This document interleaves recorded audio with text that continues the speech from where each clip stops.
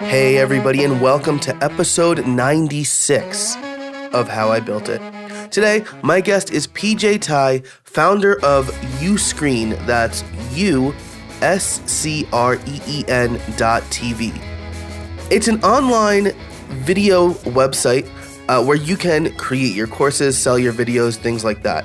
Now, I am all about services like this because I am big into online education, and making that process as easy as possible is super important to me. PJ really understands this market and everything that needs to be done to make creating your own online courses or even your own online TV series really simple while still maintaining complete control. So we're going to get to all of that in a minute, but first, I want to tell you that this episode is brought to you by Pantheon, our season-long sponsor, and Backblaze, a brand new sponsor I'm really excited to have this week. This episode is brought to you by Backblaze. As someone who works online all the time from home, I know how important offsite backups are. That's why I use Backblaze. For just $5 a month, you can fully back up your Mac or PC no matter how much space you need. It's all unlimited. They make it super easy to do it too. Just install their app on your computer and they take care of the rest. That's why they've already backed up over 600 petabytes of data. You'll learn more about them later in this episode, but do yourself a favor and start the backup process now. For just $5 a month. Go to backblaze.com/buildsomething. Hey everybody, welcome to another episode of How I Built It, the podcast that asks, how did you build that? Today, my guest is PJ Taei of Uscreen. PJ, how are you today? All right, I'm doing well, Joe. I'm happy to be here. Yeah, thanks for joining me. You reached out. Your platform looks very interesting, so I'm excited to talk to you about it. Why don't you tell us a little bit about who you are and how you came up with the idea for Uscreen? Absolutely, yeah. So again, as you said, my name's PJ. I'm actually located in Washington, D.C. We work out of Washington, D.C. Two of our head people, myself and two other developers are here. Everyone else is actually remote, so we're a remote team. And we started Uscreen about 4 years ago when I saw a need for a easy-to-use, all-inclusive video-on-demand platform, and that's what Uscreen is. Basically, it allows you to launch your own streaming service, make money selling your own videos, or like build your own Netflix-type service. Whenever I say that, everyone gets it pretty quickly. Nice. So we started the idea conception about 3.5, 4 years ago, tops. Cool, very cool. So a common use case might be, I have an idea for a series that might be a good YouTube channel idea, but I'm essentially kind of owning more of the experience than I would on YouTube. Is that right? Sort of. Well, a lot of our customers actually have very solid, good followings on YouTube. But YouTube, you'll make money on ad revenue. So if you have lots and lots of views, you'll make some money. The percentages payouts are very low on YouTube. Uscreen is for someone who wants to sell video directly to their audience. So make a sale and then you can view the content. So think of it as a fitness company who will charge $50 a month or $30 or $10 a month to gain access to view their content. So, any kind of fitness video service, educational content. So if you're teaching English, then you might charge $9.95 to gain access to all your content and teach everyone a series of content to teach them how to dance, English, fitness, ballet. Zumba uses us, so the content is all over the place. It's any vertical works. Cool, very cool. So actually, I have my own online courses. I host the videos over on Vimeo, and then the entire platform is built on top of WordPress and WooCommerce. Maybe you could give a good list of the differences between like that and Uscreen. I'm seeing on your features you have customization and hosting, learning tools, marketing payments. So is this kind of an all-in-one platform for somebody who might want to have a series of online courses? Absolutely, yeah. So I'm happy you brought that up. So definitely WordPress, Vimeo plugin, and then a membership plugin like WooCommerce or member full, those three piece together, and then maybe you might need an analytics tool as well. All those on WordPress is an alternative to Uscreen. So one software versus 4 plugins is one way you can look at it. So the difference is really we do everything under one roof for a small monthly fee and no rev share, where you are building multiple pieces of the same concept with multiple different plugins. And you're not really, because WordPress is a CMS system, but it's made for everything, hosting a website, blog, everything. You really have to plug in a bunch of tools to make it a membership subscription video platform, right? We give you all of those tools under one roof. On top of that, we give you analytics, lots of subscription analytics. You can see your lifetime value, churn, all that good stuff. And then we also give you branded apps. So one thing you would have to do is go and spend, $5, $10, $20,000 per platform and build yourself an iOS app, publish the app to the App Store, and then go to your audience and your friends and family and say, hey, do you want to watch my podcast or my show and videos and all that good stuff? Download this app. And then whether it's free or pay a service fee to gain access to my content, for a small monthly fee, we give you access to your iOS and Android apps, and then you can also have TV apps as well. So we do everything from the app publishing all the way to the video hosting. We give you the CMS system. We give you themes ready to go that are perfect for subscription video services. So you can, use them for fitness, you can use them for education, all that good stuff under one roof. Yeah, so it's pretty much comparing a plugin of multiple tools versus one, hey, I'm ready to go. I always say, you bring your content, we do everything else. So that's all you have to do on Uscreen. Great, and that's fantastic, right? Because I'm a developer by trade, and so I have the know-how and experience to do something like set up an educational platform quickly using WordPress. But there's a decision that you need to make how you want to run your business. Do you want to focus on content, or do you want to focus on content or also be the technical support person? So if your site goes down, you have to fix it. If a plugin breaks, you have to fix it. It depends on really what you want to focus on as the business owner. Absolutely, that's correct. And a lot of time is, you said you're a developer, a lot of time is put into just setting up WordPress. Imagine getting multiple plugins, then you got to update WordPress, keep it going, and it's not optimum performance for a video course service. It's kind of like pieced in together. So you have to research and see what plugin does what doesn't, and all that good stuff. Yeah, it really is a time to value type thing. Right. And looking at your pricing here, the cost of let's say the pro package for 1 year is going to be less than what you would pay a developer to do that if you didn't have the know-how. So, there's I love WordPress. I love the whole ecosystem and doing things, but, there's the developer side of me and then the business side of me that's like, how do I want to spend my time? How do I want to spend my money? Correct. And remember, like a Vimeo business package is still $30-$40 a month. We host all your videos, unlimited streaming bandwidth on any of the middle to higher packages with the apps.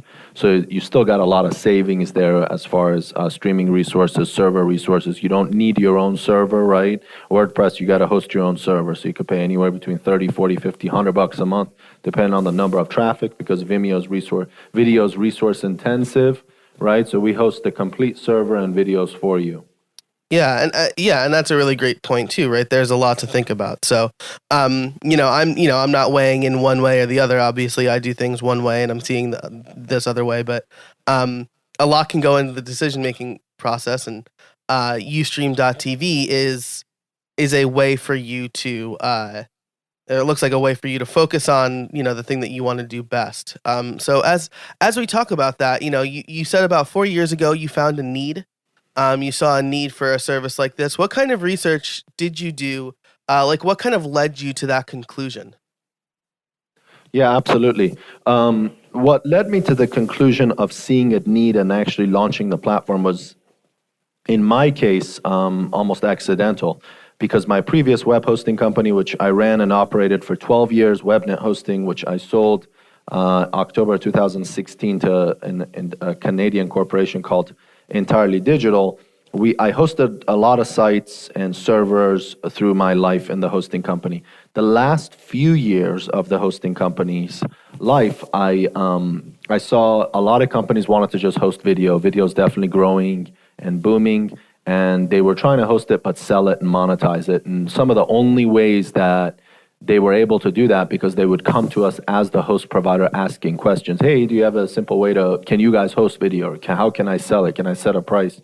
The only real way to do that was, there's like Vimeo on demand, for example, which takes 10%. It's a marketplace. It's kind of like Vimeo's turned its back on it. It's a pretty clunky platform. There was that available. There was putting it on Wistia and then building your complete WordPress site. And doing all the plugins and stuff, which we all discussed. And then there's hosting of the actual media server, which is very complicated, which would be like Wowza media server. So I didn't see too many good solutions in 2013, 14 for something like that. There was pieces and bits and pieces that you had to put together. So I did some preliminary research with kind of looking at our current customers on hosting and seeing if they're willing to pay for that type of service.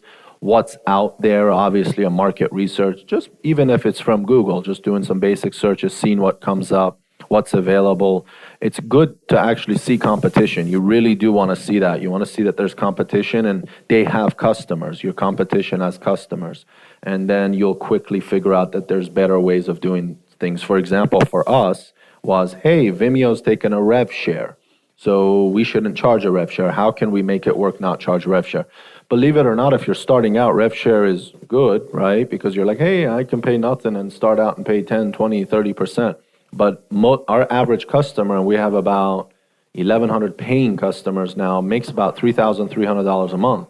So on a 10% rev share, and some of our competitors take up to 30%. That's a lot. That's $300-400 a month, and they're going to charge you for video and bandwidth and all that. No app, so it gets expensive very quick.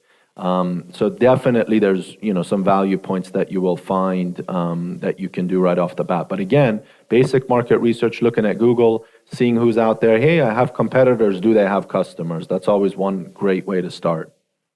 And that's a really great point, right? Because there's going to be two reasons why there's no competition. Either somebody hasn't thought of this yet, or the much more likely people have thought of it, but it's not necessarily a viable business option, right? Absolutely, that's correct. Today's episode is brought to you by Pantheon. WordPress 5.0 and the new editor, Gutenberg, are coming. Are you prepared? Do you want to learn about the changes in advance? Pantheon has gathered resources to help you prepare, including webinars and tutorials. Pantheon also has made it easy and free to try Gutenberg with your site before the official launch. Visit pantheon.io/Gutenberg. Let them know that How I Built It sent you. And now, back to the show. You saw the need, you did the research to see what competition was out there, and then you adjusted your business model. Did you, I'm part of a mastermind group. I go to conferences and network a lot, and I talk to people and bounce ideas off of other people. Did you talk to anybody about maybe the initial feature set or pricing, business advice, anything like that? Yeah, I mean, initially I did, and it would be a series of people. I was actually part of, when I started out, knowing that, hey, I want to start this VOD platform, I joined an incubator, which is called 1776, and it's in local in Washington, D.C. So that helps. If you have any type of startup advising incubator, I would say if you have a startup incubator near some DC, some metropolitan area near you, they offer good advising. So you can definitely get help for free, and that helps a lot. So that was one way I started out, just getting, to better understand how I can go to market and so forth. I experimented with pricing initially, and then I spoke to customers. That helps a lot. You want to make sure that you, as the founder, owner, starting out, you call your customers and you get the feedback, because if a salesperson does it, which I had my hosting salesperson do it initially, they're going to sell it. And you do want to obviously sell it, but you don't have a product. So when a salesperson sells something, they really hype it up. Hey, would you pay for a video service that had lots of features and an app, and you could stream it on TV, and then you could even buy it in-app purchases, and you're going to make more revenue, you can compete with Netflix? If you obviously tell that to the average person, they're going to get very excited. So you're going to almost get false feedback. Rather, you want to be the owner of the company calling and saying, hey, listen, I know you're selling already streaming videos like individually on your website. It's kind of broken. Would you pay for a service rather than selling your DVDs? Would you pay for a service on the web and actually pay a monthly fee to get additional apps? So it definitely, you get a different vibe from the customers, and that's how you want to kind of validate your concept, is you want to be the one getting out of the building, as they say, to get your initial feedback. That's really interesting, right? Because people might view the founder, the owner, the first, employee number one, let's say, as not only the mastermind behind the product, but also the salesperson. But what you're saying makes a lot of sense, right? Because do you think this is a good idea versus would you pay money for this? They're two very different questions. And like you said, you'll get a false positive from the first one. Absolutely. That's correct. And you want to call a series of customers, and you want to make sure you're not selling it to them. You're really almost getting advice. Great. Yeah. And then along with that advice, you have the feature set, or at least the things that people might be disappointed in with their current solution.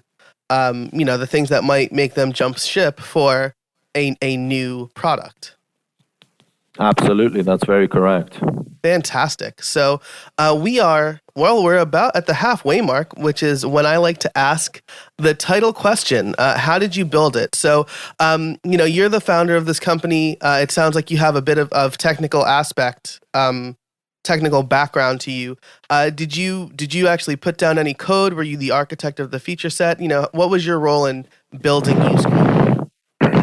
Yeah, absolutely. So I didn't code. I'm not a developer, but I definitely have a technical background. Like I was initially in IT. I was a Microsoft certified systems engineer. So I have background as far as like computers go and networking and Cisco stuff. But I've never been a coder. I can read and understand HTML. That's the extent of it. So definitely it was a huge learning curve to learn how to build a software. I had never built a software, and I will say I think that's one of the hardest things I've done. Not so much building the code, developers can do that, but building the right product for the right audience with the right set of features. Because if you build all the features, it's not going to work, guaranteed. And the features that you build need to be right for your audience. They need to be easy to use. If you build too fast, they'll have bugs. If they're hard to use, then people won't use it. So exactly figuring out the right formula to build the right features for the right audience is probably, for me, the hardest part, because you're going to have to figure out your product market fit early on so you can build for them. Because if you find that out too late or later down the line, which is what we did, right, then in that case, you're building tools for customers or potential audience that doesn't really need those tools. And initially, when starting out, if your marketing is good, because I had a hosting background and I had launched an online company before, so my online marketing and all that stuff, I was up to par. I knew what I needed to do. It was quick for me to get off the ground, launch a website, get it SEO optimized, start writing content, optimize it, get ranked, build your conversion funnel, all that stuff, landing pages. So I got all that down very quickly. I already knew how to do it. So it's just a matter of executing. So what happens initially is you're going to get a lot of customers. And I'm not saying a lot of customers, you're going to get a wide variety of customers, right? So you're going to get 10 customers and they're all wanting kind of different things, but your marketing looks cool and you sold it to them. So they're going to sign up, but they actually want to do different things. So who are you going to build for, right? So you're going to have to say no to a certain group of customers and yes to the other group of customers. You have to figure that out early on. So how I built it initially was I started contracting different companies, which I initially looked in Poland because I knew they did a lot of Rails. I did know I wanted to build in Rails just because it was up and coming, it's clean. And and it was still affordable rather than PHP, for example. PHP is more affordable, but I just want to specifically write on Rails. I knew it was the future. It's a cleaner framework. So I looked for contracting companies in Poland, and I shopped for rates, I shopped for personality, I shopped for expertise, and I went through 2-3 companies within the first 6 months, just kind of writing code, playing with concepts and stuff like that. And I definitely, spent money doing that. It's not cheap to hire developers, and until they really build and get out there, you're going to spend some money, doing that. So, and then what we did was we started hiring our own developers, bringing them in under that same umbrella of the outsourcing companies, and then eventually phasing them out. I think we phased them out within from the day we launched, about 15, 16, 18 months later, max, we had our own team. Because it's the only way to really build properly is to stay away from development companies, unless you know exactly what you're going to do, which 99% of newly found founders probably don't. That's just my opinion. You know exactly what you're going to do. You're always going to pivot. If you know exactly what you're going to do, then maybe you can find a contracting company to say, hey, build this exactly like this in this framework. But if you have any deviations in any way, you're going to spend a lot of money with people that don't work for you, which are not fully vested, kind of building proof of concept. So it can get expensive really quickly. Gotcha. So that's another very interesting perspective, right?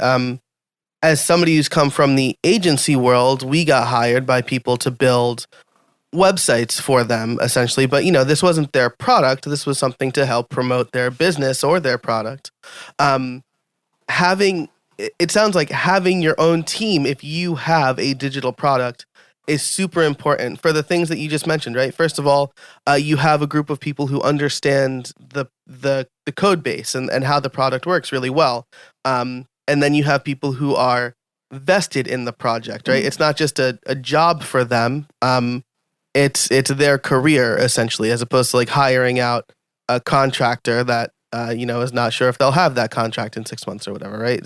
That sounds about right? Absolutely, that's correct. Yeah, I mean, contractors, especially with designing a product, you really want to be vested in there. You want to you want to own up to it. There's challenges. Like one day you're going to be like, hey, build this. Literally 7 days later, you're going to be like, no. And then people get demotivated pretty quickly. You're going to have the same challenges with an internal team too. It really takes a lot to hire a developer and you don't know much about development, right? And then be able to motivate that person and kind of let everybody know that this is going to succeed. So I think there's a lot of challenges outside of just even basically what I mean is there's a lot of challenges to making the company work, and it's not just getting customers. Getting your team to really perform and build a software is a huge challenge. Marketing and getting customers is another challenge. So definitely just having a platform is not going to get you business. You're going to have to market it, but if you can build a platform or a software or an app that works a specific way for an audience, I definitely think it's an advantage, because it's not easy to build software for, I think, the average founder, for example. That's why they say if you have any kind of technical background, it helps. And I mean, I'm technical, but I'm not technical developer, so it doesn't help me too much. I had to learn my way in and out, basically. Absolutely. Especially since, today, I'm a developer, but I'm a front-end developer. If I were to go off and build some big platform, I would definitely need somebody who understands server architecture and somebody who understands caching and stuff a little bit better than I do. So, even as a developer with technical knowledge, I can't confidently build a good product on my own. I need other people who have different areas of expertise. That's absolutely correct. Yeah, see, you said that right. You're front end, you don't know back end, but still you have a good understanding. Just being a developer would help a lot. Rather than me, I was fully green I knew what the difference between front end and back end was, but I was still pretty green as far as architecture, plugging everything in together, proof of concept, and all that good stuff. So any kind of development background helps. Absolutely. And so there's one more thing I want to touch on here, and that's That's the idea of building like a company culture, which is something that you can more easily do with your own employees, right? You talk about you want people to be vested in the product. Can you talk a little bit about, what's that like? Having a company culture, I imagine, allows everybody to kind of rally around this thing and to make them feel like they're really part of something. Absolutely, that's correct. Yeah, see, we're a remote team. There's, I think, 12 of us now. Me and my head developer are in DC because he lives here, but everyone else is remote. So being remote seems cool, but it's actually harder. It really is. I think being a remote business it's harder to do business. Reason is that one, time management. You really don't know what people are doing and how efficient are you working from home. Now there's tools and stuff to help with that. And obviously you're going to learn project management better, which is what I did. And then I learned to manage them better. The upside is that it's definitely more affordable. That's why I initially started out remote, because we're a bootstrap company, so we're self-funded, and I'm the only funder. So, hiring a developer at $10,000 a month in DC, needing three of them and app developers was not even feasible. That's $50,000 a month in development fees, which is at a time when you don't even know, what you're building. So you're going to spend that for a year till you figure it out. So remote helps that. Building a company culture with a remote team is not easy. It's harder. So we were lucky. One of my traits is I'm able to, just from experience, I can kind of immediately within a few interviews of, a few different candidates, I could tell which one will probably be a fit for us just from experience of hiring and firing. I've learned that. So we luckily, knock on wood, have a really good team right now. And the culture kind of, you can feel it, that everybody's hardworking. They want to succeed. They want the app to work. And then we obviously have had some growing pains with certain people in our company that have left and just not matched and so forth. It's easy to tell, but the core of the group definitely sticks together. It's a really solid team. So building a culture around that, you kind of get with experience. You really do. You start to hire different skill sets and different types of people, but they have similarity in where they want to go. They want the company to succeed. They know you're bootstrapped. They like the product. They like what's going on. And that gets a little bit easier as you go along, as the product matures, because you're going to hire people. You're going to be like, hey, we have 1,000 customers. Here they are. Here's what they're doing. Here's how much money they make. Here's their challenges. This is the bugs. These are the things we want to do. So people are like, oh, wow, all right, stuff's happening.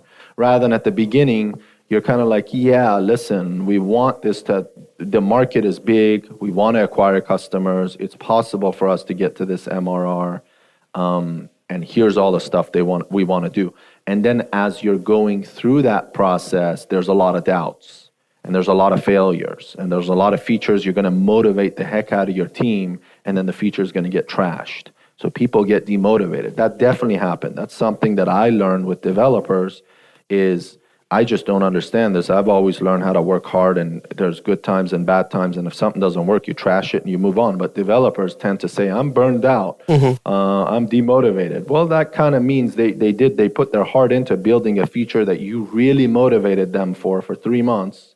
They built it for another 3 months, so 6 months was spent, and then all of a sudden it's not used anymore. And that happened a lot with us. We kept trashing features. So that's demotivating for a team, and you do lose that culture eventually. But, obviously you have to stay on top of it. It really is a full-time job just to keep people happy. It's, that's why now I understand as I'm getting older and running businesses, you need project managers. You really got to get people to be on top of things. This episode is brought to you by Backblaze. Earlier, I mentioned the importance of offsite backups and how for just $5 a month, Backblaze can get you unlimited space on their servers. But you may be wondering, how easy are restores? Well, not only can you access backups from their mobile apps, use their desktop app to initiate restores, and share backup files through links, but you can even do a restore by mail. You can buy a backup on a flash key or a hard drive, and they will mail it to you. Send the hard drive back and get a full refund. Don't get caught without a backup. For just $5 a month, you can get unlimited backups with Backblaze. That's like one drink at Starbucks. Visit backblaze.com/build something to get started today. That's backblaze.com/build something. I kind of like to equate development with artwork in a sense because, like you said, you have these developers pouring their heart and soul into making something that's really good, and then it gets trashed, or maybe um you find someone finds a lot of bugs, or someone says it's not very well built, and you really take that hard. I suspect that's why developers don't really like testing their own code, because you're actively trying to break your own code, and that's not something you want to do because you just put all this time into it. So that's very interesting. And as somebody who works from home, self-employed, and came from a remote team, I definitely understand the difficulty of having a remote team and still trying to build that culture, or even just somebody working from home all the time. I'm an extrovert, and I like having face time with people. Going out there in a co-working space helps, but you definitely see the challenges of building a culture with people who are all over the world, different time zones, different countries, and stuff like that. That's absolutely true. That's a great way to put it. Great. Well, we're coming up on time, so I want to ask you these last two questions. Right? We know where Uscreen is today. What transformations has it gone through since it first launched, and what are your plans for the future? Yeah, absolutely. It's gone through a lot of transformations. Initially, we literally thought our product was for anyone with any kind of video, like that's trying to monetize videos. Even like an individual with like one video that's just trying to sell a course. Obviously, our platform works perfectly for someone like that, but you're more likely to succeed if you have a few hours of content. Mm-hmm. So you can kind of build a video business around it. So it's transformed a lot. The platform has gone from lots of features to still we have a lot of features, but they work well, they're tweaked, and they're easy to use. We've made a lot of transformations on the look and feel, the back end. We're completely updating our themes and adding a lot of beautiful themes that basically allow you to build your site just like Netflix. It's pretty crazy. Wow. So we have a lot of good stuff coming. We've definitely gone through some transformations. Very cool. That sounds really great, especially because with my theme, I had to make some customizations to make sure that video was prioritized, right? That's as somebody who has video courses, I want to make sure that the videos are nice and big on a desktop and then look good on mobile too, since and maybe you can speak to this a little bit. I find a lot more people are consuming my content on mobile devices. Absolutely, yeah. It's crazy. It's 60%. Wow. Of our average users watching content on mobile. It's 60%. There's no doubt. So that's why the apps do really well. Like, how you have a Netflix app on your phone, we give you the same thing under your name. So how I built it would be an app. Great. So that sounds good. I should have a How I Built It app. Exactly. That sounds fantastic. And then I always like to end with this question, which is, do you have any trade secrets for us? Trade secrets. All right. Yeah, I mean, obviously, I think one trade secret could be hire people smarter than you. So that's definitely, someone actually, an investor in San Francisco told me that once. And I kind of was like, why would you want to do that? I thought to myself, as soon as he said it to me, why would you want to do that? They'll take over your business.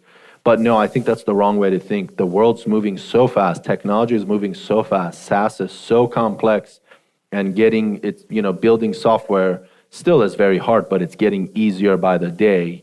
So you definitely want really smart people on your team. It's not easy to do business online. It really isn't. That's why so many companies fail. I literally every night think about ways that we don't want to fail, like what I can do to succeed constantly. I keep motivating the team. And I don't let people get too comfortable. That's probably another trade secret. Don't get too comfortable. As soon as companies make money, and I did this in my previous company, everybody gets comfortable. That's a downside because business is war. So the other competitor that you don't know about is definitely coming for you And that's one thing that I would recommend, is not to get too comfortable too quickly. Wow, that's great. Two really great pieces of advice. Hire people smarter than you reminds me of why I left one of my previous jobs from years ago. I realized that I was not to sound conceited or anything, but I realized that I was the best developer in the office, and I didn't want to be that because I realized that I wouldn't be able to learn from anybody. So I left that, and then I went to work at the agency that I was previously at, where everybody was way smarter than me, and I learned a ton. And then don't get too comfortable, which is great, right? People see their businesses doing well, and they assume their business will continue to do well, and they can just coast. But I say this with people who develop online courses all the time, specifically online courses. This is not passive income. It's maybe more passive or passive for short amounts of time. But if you run a business, it's not truly passive income if you want to do it right. That's absolutely correct. Yeah, it's hard work. It's not easy. It's not anything like they make it sound like, where you're self-employed, you work your own hours, nothing like that. If you're trying to build a company, it's absolutely the opposite of that. But if you want to build an individual consulting business, then yeah, it's totally different. Awesome. Well, PJ, thanks so much for taking the time and joining me today. I really appreciate it. Absolutely. It's been a pleasure, Joe. Thank you very much. Yeah, and where can people find you? All right, so our website is uscreen.tv. That's the letter U and then screen, like computer screen.tv. And my email is pj@uscreen.tv. I look forward to hearing from anyone that wants to reach out to me. Happy to speak to you. Awesome. And I will link those in the show notes. So thank you, PJ. Thanks to our sponsors. And thank you for listening. Until next time, get out there and build something. Thanks so much to PJ for his time today. I really appreciate the conversation that we had. I love the Uscreen service. I think it's really interesting, and I think he gave us a lot of really good advice. Be sure to check out everything he does in the show notes. And thanks again to our sponsors, Backblaze and Pantheon. Both of them offer fantastic resources, and you should absolutely check them out. The question of the week for you is, are you thinking about starting an online course? And if so, what is stopping you?